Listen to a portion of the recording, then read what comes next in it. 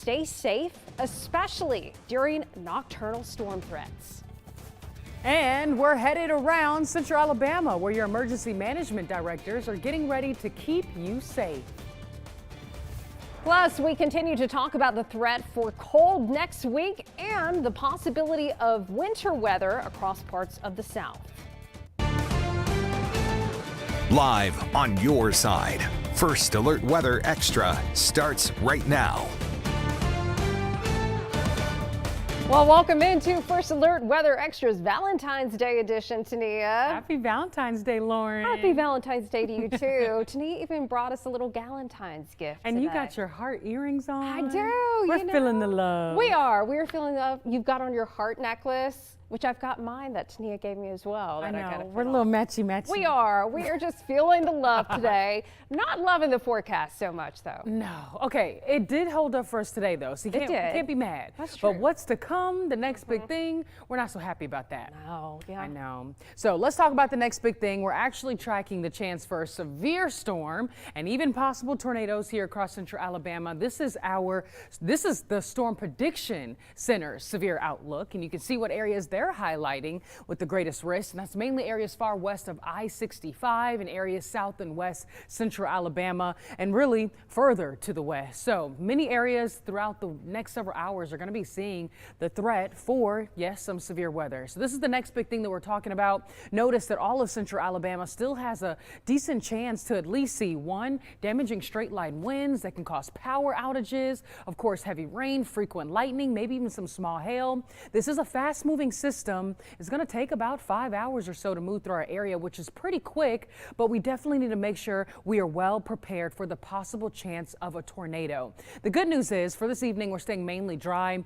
We've got a cool Valentine's Day forecast, pretty chilly tonight, but not terrible. We're talking about mild to cool conditions. So bring out the sweater and jacket if you're heading out to dinner this evening. We will see that chance for severe storms, not tomorrow morning, but tomorrow late night. So if you have plans early Saturday, do not cancel them, but definitely plan to check in for forecast updates consistently throughout your day. And then we're turning colder Sunday because that cold front, yes, it brings us rain and storms, but it's also going to filter in some cold air for our area as we bring in early next week and really starting Sunday night. Before this evening, again, not too bad, a little chilly to mild for your night tonight. Temperatures in the low 50s just around 8 o'clock and through the 10 o'clock hour. Winds not too bad. There will be increasing clouds throughout the area. So we just want to wish you a happy Valentine's Day. We held off the rain and storms just for you because you know how much we love y'all. First Alert Weather Day is in effect though. Saturday late night carrying into your early Sunday morning. So definitely make sure that you're checking in for updates. We'll be breaking down that 7-day forecast even more right here in First Alert Weather Extra. But don't forget, you can always use the code to download our First Alert Weather app. Scan this QR code right here on your screen. You'll be able to get the latest and greatest updates and information on tomorrow's First Alert Weather Day. And then we'll also send personalized alerts for your exact location. So be sure to check in tomorrow morning, Good Day Alabama weekend, with meteorologist Matt Daniel, and again tomorrow evening with meteorologist Lauren Linehan for the latest updates. But as we prepare for severe and potential severe weather and possibly tornadoes this weekend, this serves as your reminder to not let your guard down around those down power lines. Our First Alert Weather team doesn't want you to let your guard down, so we have some information. It only takes 50 to 60 mile per hour winds to knock a power line down, which can not only affect your power, but can be dangerous to you as well. This is why we're encouraging you to charge your devices, 1, 2, include the backup charger, portable chargers, or extra charging devices, and 3, make sure you actually secure that outdoor furniture so that way it's not flying around near those down power lines. You should always remember to not touch power lines, but here's key information on how far back you need to be. If you see a down power line in your yard or on the road, you want to stay at least 25 to 30 feet away from that because you always want to assume that that line is still active. And don't walk up to it and try to approach it. Honestly, if you have a feeling that that line is still active, slowly back away and keep your feet firmly planted on the ground to try to offset any electrical charge. With minimal damage, power crews can likely have power restored within a few minutes to a few hours. But what are some other important severe weather safety tips that you should keep in mind? I can go ahead and just break down a few for you. Number one, we talked about securing that outdoor furniture. Number two, you want to make sure you have multiple ways to receive weather information. But meteorologist Lauren Linehan is going to join us now with what else you can do to prepare. What do you have for us, Lauren? Well, you know, Tania, Saturday, really the thing is that most of the day is going to be quiet. So you're going to have all day Saturday to prepare for that severe threat on Saturday night. Now, the thing is, for Saturday, even though the severe storms likely aren't going to be coming in until 9 p.m. tomorrow night, you got to think about through the day Saturday, winds are going to be picking up. We're talking those south-southeast winds at 10 to 20 miles per hour, gusts potentially getting over 30 miles per hour. So you see that 80% chance of rain Saturday. That's for the nighttime. So what can you do throughout the day? Well, we talked about possibly making sure that you charge all of your devices. If you're like me, you have that little backup charger as well, that wireless charger. That's what you're going to need in case you see a situation where as these storms come rolling in Saturday night, they could knock out power. But you also, as Tania was mentioning, want to secure those loose outdoor items like any patio furniture. I don't know if you have Valentine's decorations. Maybe you're getting a jump start, have Easter decorations in your yard, but make sure those are secure too. But also go over that severe weather safety list as well. What is your severe weather safety plan? Know your safe place. Remember, if you are in a situation where you're out driving, hopefully you don't have to be tomorrow night. Sometimes people don't have an option for that. Make sure that you are staying in your vehicle versus getting out on a flooded roadway. Now, these storms are going to be coming through pretty quickly, but the thing is too that if you have a situation where you've got a tornado warning, you don't want to be in your car, right? You want to make sure you get out of your car into a safe place. The worst thing you could do is be somewhere like a manufactured or mobile home during a severe threat. So if that's the case, you want to make sure that you are checking in on that First Alert weather app and staying safe. But hey, EMA directors across the state are reminding you to start planning now. And your reporter Bria Chapman spoke to 3 EMA directors in our area as they talked about the importance of these nocturnal weather events that we know all too well and why it's better to prepare sooner rather than later. And so now is the time to plan for that. On a Friday, make sure you have a safe place to go.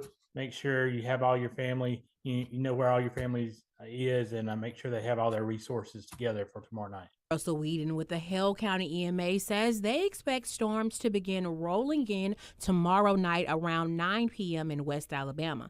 And they are also looking at heavy and straight line winds. That's why Chris Tate with the Jefferson County EMA is sharing this warning. This would be a great opportunity Saturday to get out there and pull some stuff inside that may be a little bit lighter and can float away.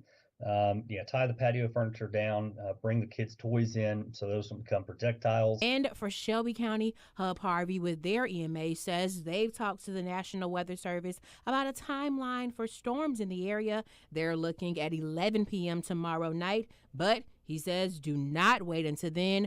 Go ahead and start making preparations. We ask our citizens, starting tonight, this is the time. Be prepared. There are potential for strong storms tomorrow night in our area. We want to make sure that you're as safe as possible. So please start your preparedness plans tonight and review them tomorrow morning just to make sure that you're ready and know how you're going to get your info.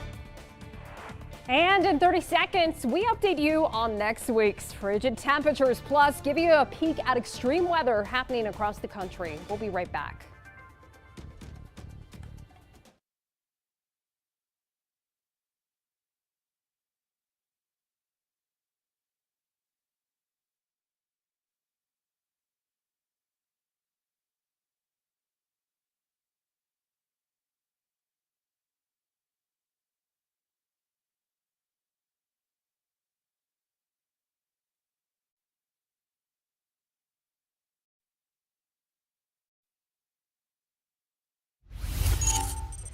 Welcome back to First Alert Weather Extra. I'm meteorologist Lauren Linehan. Getting a look at First Alert AccuTrack. Right now, things are pretty quiet. We mentioned the chance for rain tonight, very low. Once we get past 10 o'clock, that's when you could see a few showers, but at least for your Valentine's plans, things will be behaving. You'll notice temperatures for a lot of us are hanging out in the 50s. Right now, we are already down to the 40s in Jasper and Gadsden, though.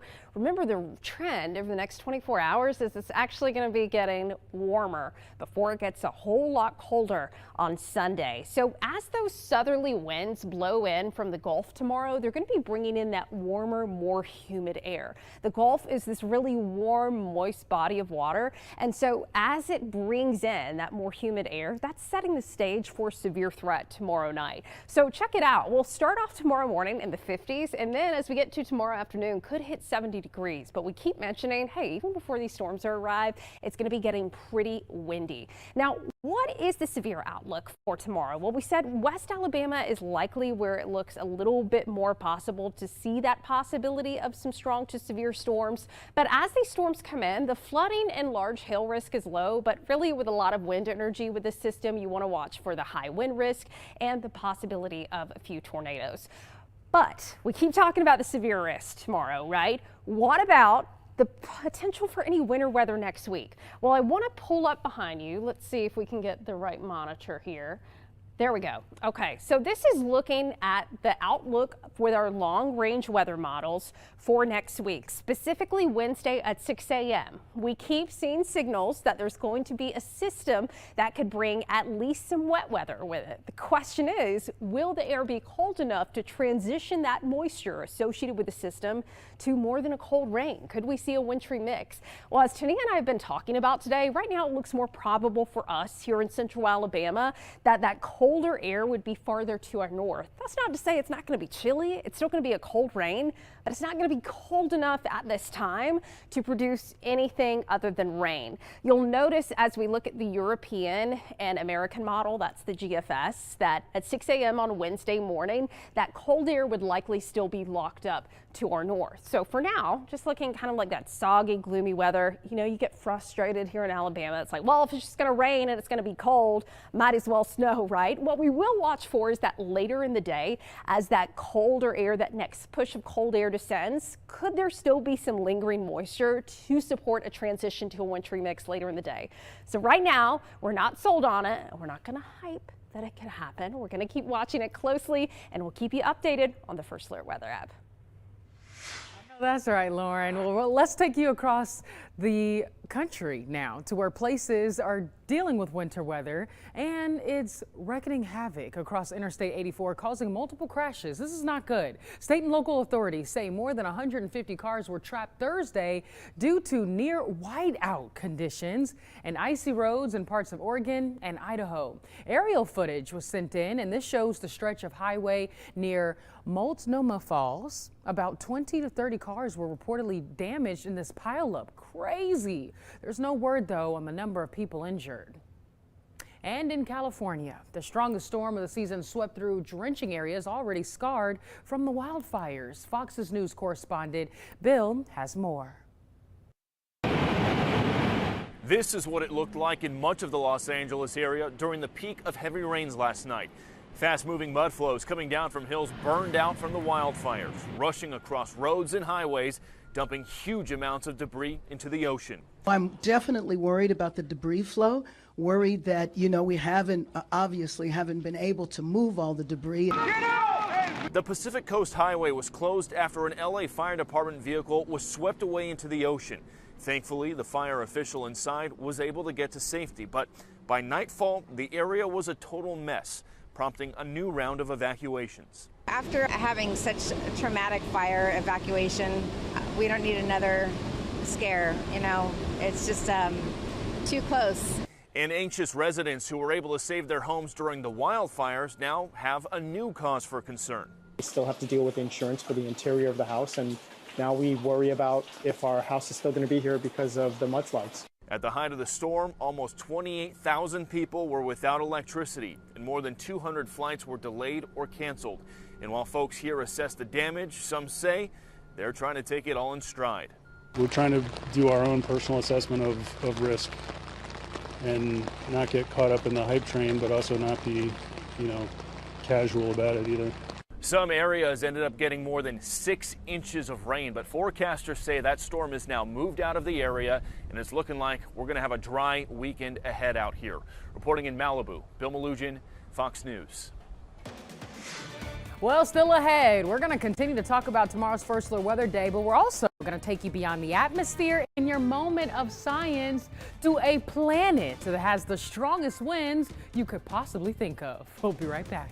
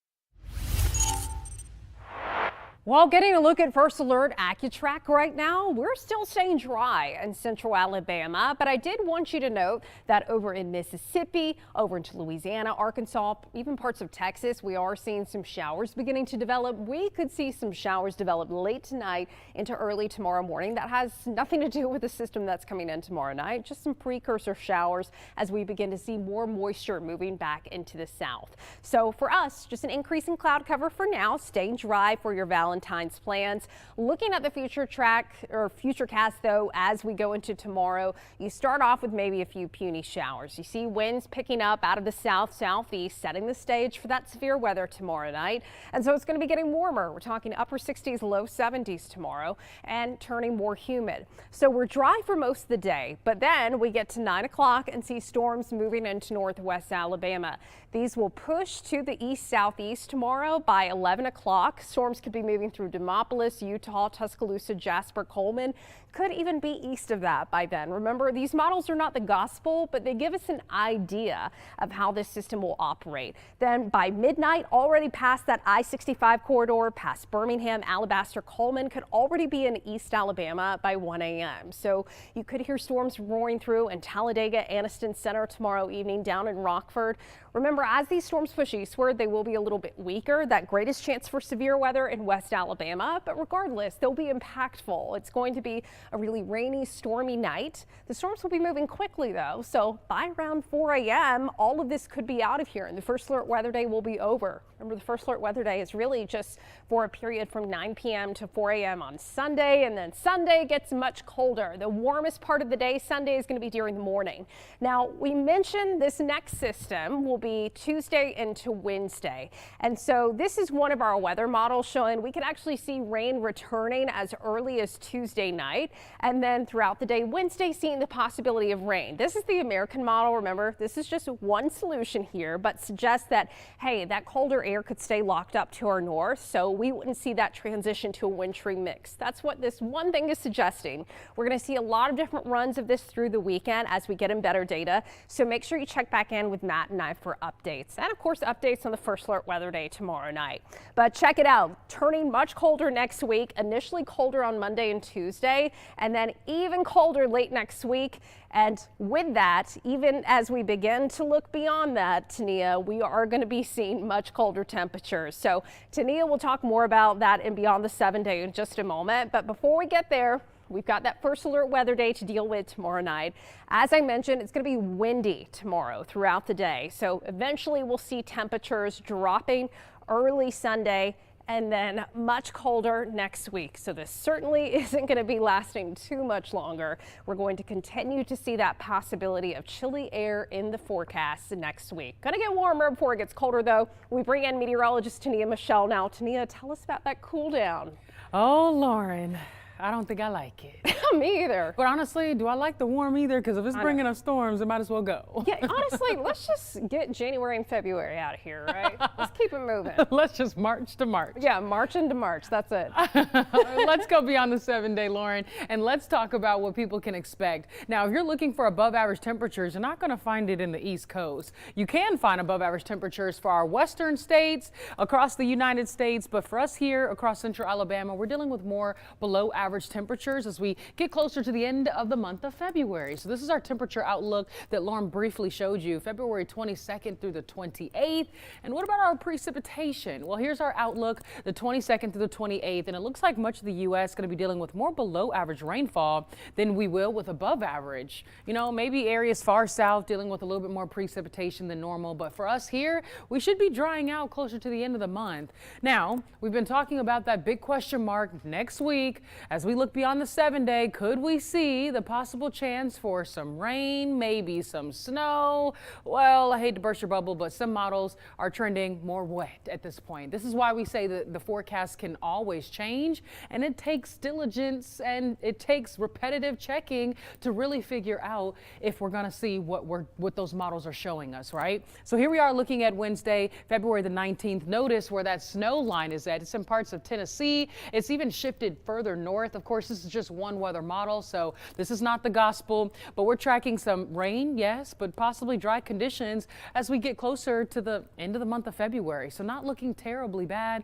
Maybe a few passing showers returning for our area by Sunday, February the 23rd, maybe the 24th. But other than that, the end of the month doesn't look too bad at all. But how fast can one's planet jet stream get? The answer, my friend, is blowing in the wind. Dan Smith has the story behind this high-speed distant discovery in your Moment of Science.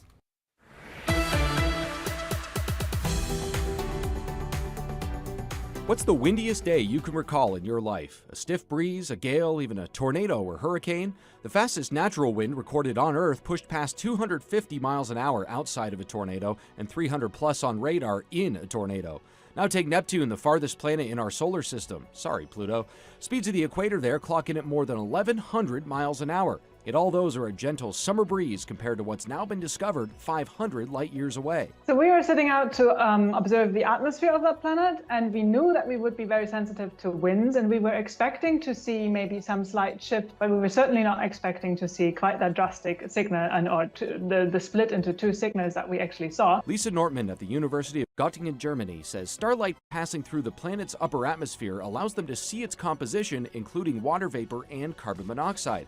Using the aptly named Very Large Telescope in Chile, astronomers used the Doppler effect to determine wind speeds moving toward and away from us, and two very distinct peaks emerged in that data. It turns out the jet stream around this planet's equator screams along at more than 20,000 miles an hour. What's even more astounding is those speeds are 6 times faster than that exoplanet is actually rotating. The whole thing is tidally locked, similar to our moon, where one side is always facing us. In this planet's case, one side always faces its star, leading to one hot half and another much cooler. It's also one of the least dense planets we know of, so friction's not as much of a factor either. So the day side gets very highly irradiated, very hot. And we know that that is driving a lot of different dynamics for different planets. We've seen also just winds going from the day side to the night side. I expect that winds on rocky planets might not quite be that fast. And then if they are not that fast, we will have different signals that we can look for. Complex weather patterns naturally arise from such a fast jet, though Nortman says traditional global circulation and climate models still need to be tweaked for this case. Very few models actually can produce these strong winds. So now the modelists really have to step up and see how they can make their models reproduce what we are actually observing. Nortman also stresses what counts as supersonic on our planet is different on others, since the speed of sound varies in a given medium, but at 9 kilometers per second, it's safe to say these speeds would qualify several times over for us Earthlings. This planet was only discovered in 2016, and even since then we've had a bunch of technological advancements, with more in the works, like the even more aptly named Extremely Large Telescope, with more mirrors and lenses to peer into the heavens. We've been surprised constantly by the discoveries that we have made with exoplanets, so who knows what we are going to see. We always should keep an open mind. For this week's Moment of Science, I'm Dan Smith.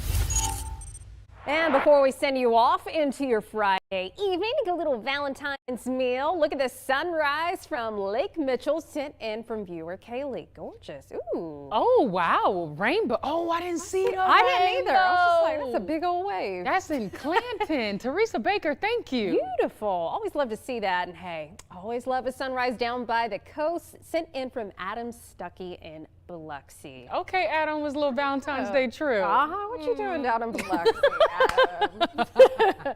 Hey, much respect.